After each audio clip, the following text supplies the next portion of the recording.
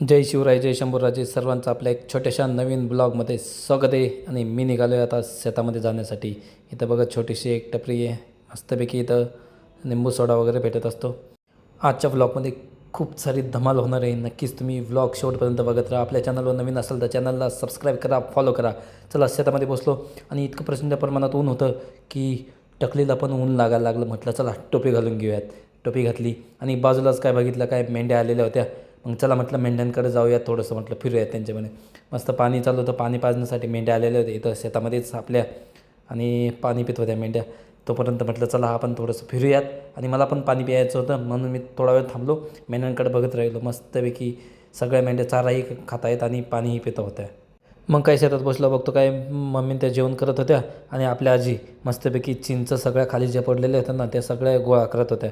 कारण मग आता उन्हाळ्यामध्ये कसं असतं, चिंचचं पाणी पिलं की थोडंसं ऊन वगैरे लागत नाही.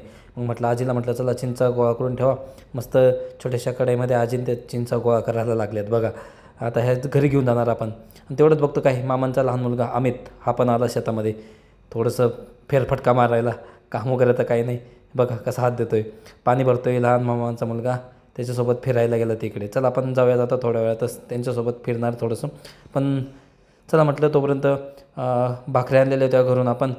गोमाता आहे आपली या ठिकाणी, गाईला पण त्या भाकरी चारायला होतील. कढई हातामध्ये घेतली आणि निघालो मी त्यांच्याकडे. अमित आणि दादू आहे तिथे, त्यांच्यासोबत आपण तिकडं मस्तपैकी गाईला भाकरी आणि ते चारायला जाऊयात. पण मध्येच बघतो काय हे काय करतायत, म्हटलं चला पाणी भरतायत. गणेश पाणी भरतोय. हा आमचा दादू कधी पाणीच भरता येत नाही याला, कधी आलंच नाही शेतामध्ये. पण आज पावडीच घेतली त्याने हातामध्ये डायरेक्ट. आज आपण पहिल्यांदा पाणी भरून दाखवू. भरता येईन का पाणी? फॅनवर कर आहे पहिले, पहिल्यांदा आपला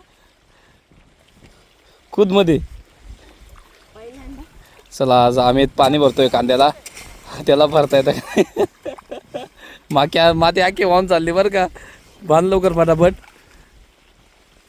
नाही तर अख्खं बार भरून जायचं. त्याकडून एक बी बांधवल्या जावा नाही तर पहिल्यांदा बांधवायला.